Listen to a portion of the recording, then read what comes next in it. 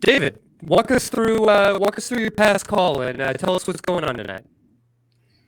Well, I'm from North Carolina, and the last time I spoke with you, you called Yahtzee on me when I told you I had all these things going for me.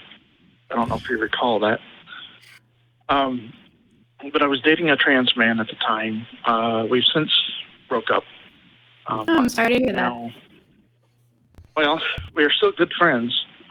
And I've discovered that I feel the daddy-dom position quite well in a relationship because of him. Mm-hmm. So I have since started dating a younger man, about 15 years younger than me. He's 30 years old. So it's been an interesting couple of months. My ex is now engaged to somebody else. I do wish them the best of luck. So it's been an interesting ride. Yeah, it sounds like a lot has happened since you called last. Yeah. Since we last spoke, or when we last spoke, you encouraged me simply to stand by my now ex and try to be the support that I was trying to be. And it has worked because we've remained very close.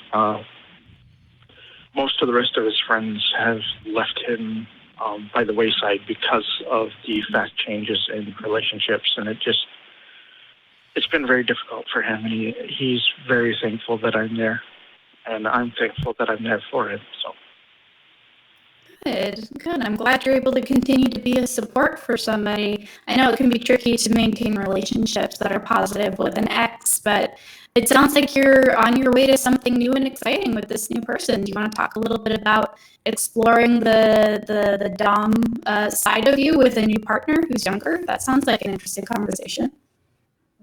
Well, I'm not sure how much into kink this new partner is. We just started dating. The ex was quite into it, so I got quite a bit of practice there. I do think this new partner is into some, simply because of some things that he does like in bed. So, and he has called me daddy, so. Oh, there you go. That pretty much does it.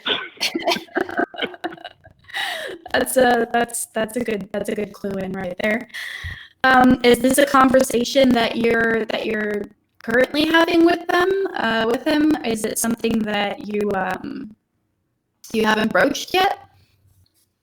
I haven't broached it a lot yet. I have asked him what he's into, just on the mild side. I haven't broached any kink subjects yet. So. Okay, well that'll be a fun conversation. You'll have to let us know how that goes when you have it. Yeah, I'm excited by the new prospect of a nice, steady relationship. And so it's going to be an adventure, trying to switch back with just having. I do know that the new partner is monogamous, so coming out of a polyamorous relationship, it's going to be something quite okay.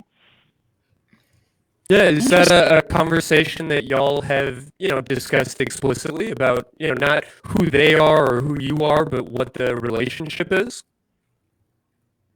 A little bit.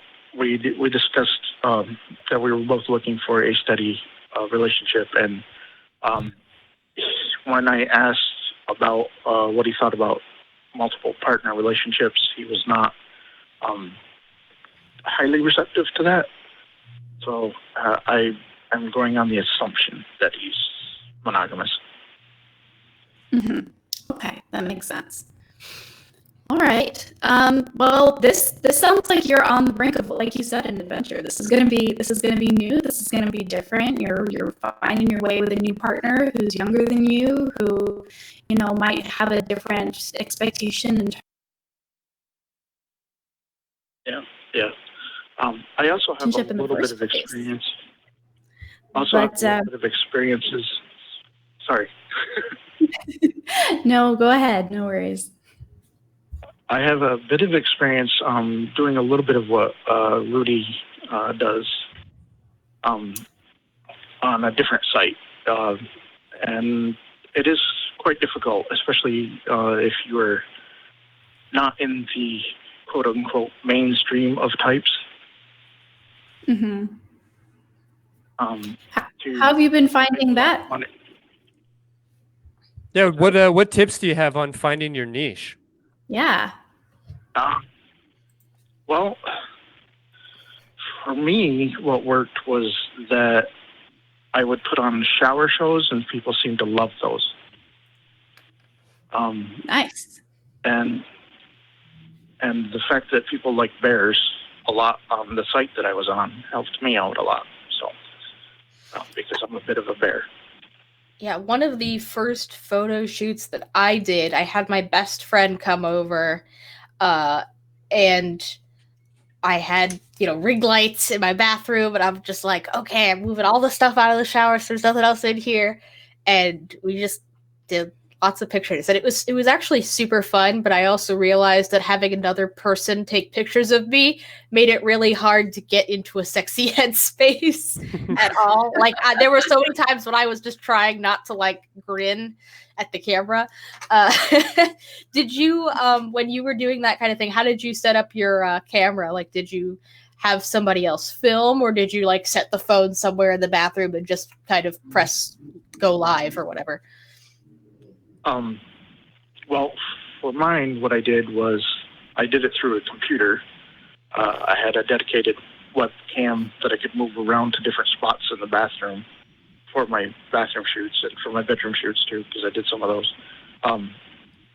And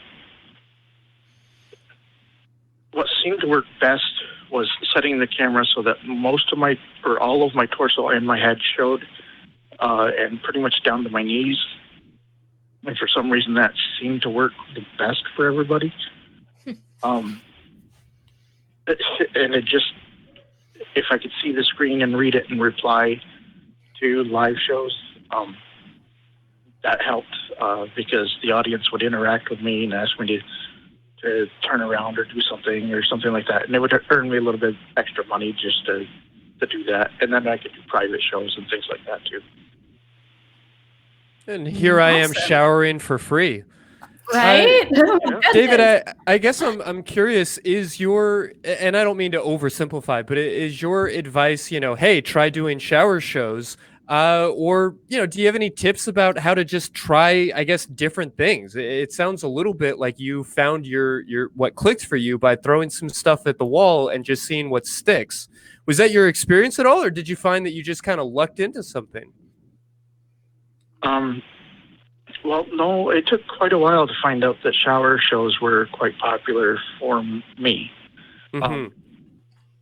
What happened was that I did a lot of bedroom shows. I would go into the living room, do shows there. I would do shows in the kitchen. I would just move it around.